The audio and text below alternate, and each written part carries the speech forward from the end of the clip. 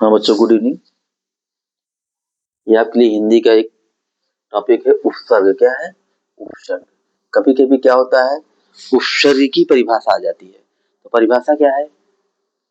वह शब्दांश जो किसी शब्द के पूर्व, मतलब वह शब्दांश जो किसी शब्द के पूर्व जुड़कर उसके अर्थ को बदल देता है, अर्थात परिवर्तित कर देता है। परिभाषा क्या है? वह शब्दांश जो किसी शब्द के पहले जुड़ करके उसके अर्थ में विकार उत्पन्न कर देता है, अर्थात अर्थ को बदल देता है, उसे हम उपसर्ग कहते हैं। जैसे एक शब्द आप ले लो यहाँ पे, हार। क्या है? हार। हार का मतलब एक तो गले का हार होता है, और एक हार का मतलब हारना होता है। लेकिन हर इसके पहले हमने क्या लगा दिया? हमने वी लगा दिया, तो क्या हो गया? विहार हो गया। बिहार का मतलब घूमना, माने हार का अर्थ क्या हो गया? बदल गया। तो वी क्या है? ये जो वी है यही उपसर्ग है। क्या है? उपसर्ग है। यदि हार के पहले हमने क्या लगा दिया? आ लगा दिया। क्या लगा दिया? आ लगा दिया। क्या हो गया? आहार हो गया। आर माने क्या हो गया? भोजन हो गया। तो आ क्या है? यही क्या है? उपसर्ग है। क्या है? उपसर्ग है। समझ में क्या?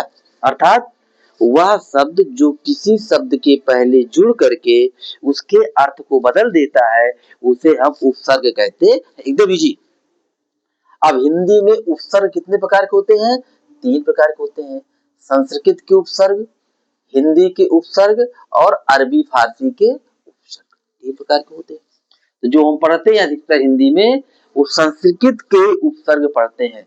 आपको देखो पढ़ना क्या क्या है। आपको आ पढ़ना है, बड़ा आ पढ़ना है, अन पढ़ना है जो आपके कोर्स में है, अनु पढ़ना है, अति, अभी, अधि, आप पढ़ना है, उप पढ़ना है, परि पढ़ना है और निर पढ़ना है, सु पढ़ना है, सा और वी। इसमें देखिए जैसे आ से पहले क्या है? एक शब्द क्या है? विश्वास। क्या है? विश्वास। पहले क्या लग गया? आ लग गया तो क्या हो गया?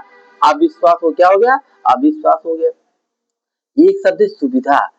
सुविधा पहले क्या लग गया? आ लग गया तो क्या हो गया? असुविधा हो गया। तो आ क्या है? उपसर्ग। क्या है?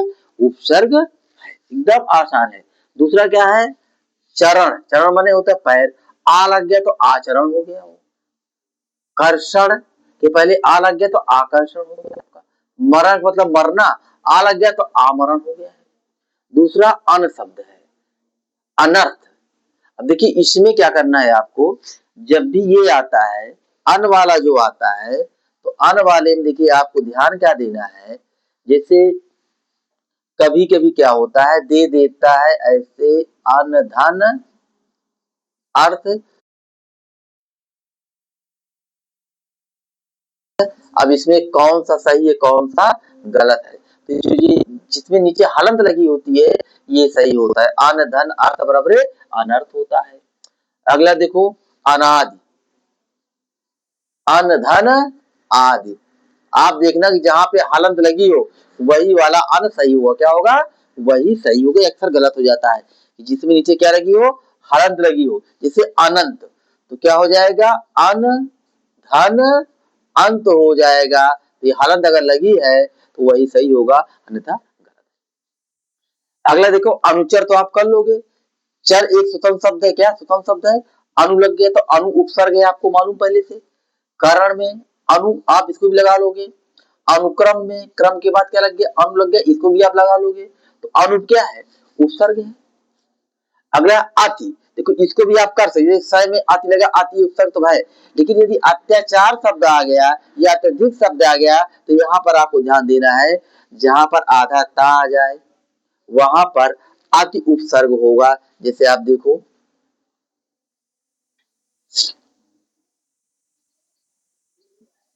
अति धन आचार बराबर क्या हो जाता है? अत्याचार। क्या हो जाता है? अत्याचार। अर्थात जहां पे आधा ता है वहां पर कौन उपसर्ग है? अति उपसर्ग होता है। कौन सा? अति उपसर्ग होता है। अति धन अधिक बराबर क्या हो जाता है? अत्यधिक। तो जहां अत्यधिक शब्द हो, आधा ता लगा हो, वहां पर अति उपसर्ग होगा। हो सकता है आपके समझ में ये भी आ गया हो कि जहां पर आधा ता आ जाए वहां पर अति उपसर्ग होता है। अगला है अभि उपसर्ग। कौन सा? अभि। अभिमान, ठीक है, अभिमान, अधिकार। अभिमान शब्द में क्या है? अभि उपसर्ग लगा हुआ है। अब अभ्यास, तो अभ्यास में हो जाएगा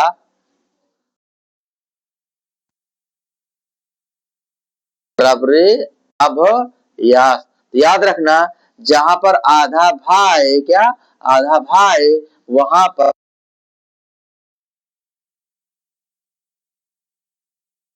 अभिधन आगत। क्या है?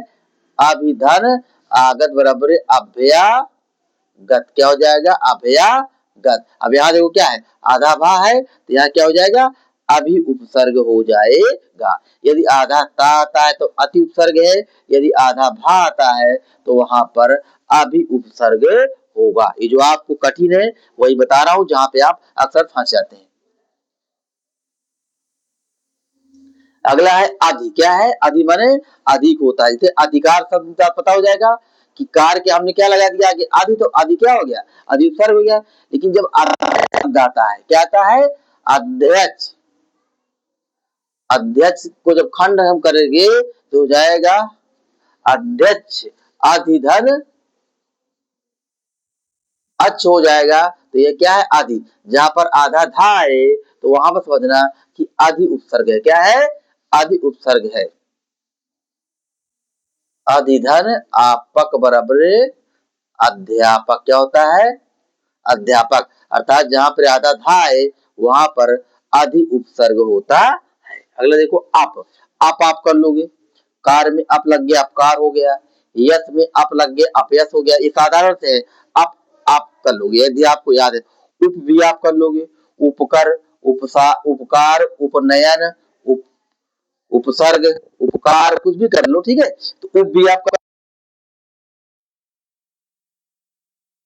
आप कर लोगे। लेकिन जहां पर्यावरण शब्द आता है तो पर्यावरण शब्द में हो जाएगा आवरण। तो पर्यावरण में परि उपसर्ग होगा। क्या होगा? परि उपसर्ग होगा। निर में देखो निर्भय, निर्मम, निर्जन, ठीक है। इन सब में कौन सा उपसर्ग होगा? निर उपसर्ग होगा। ये आपको ध्यान देना है। सुकर्म, कर्म कैसा है?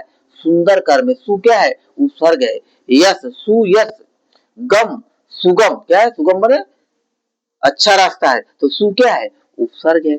सह, सहपाठी, सहचर, सहयामी, ठीक है, सहयात्री। तो सह क्या है? सह भी क्या है? उपसर्ग है।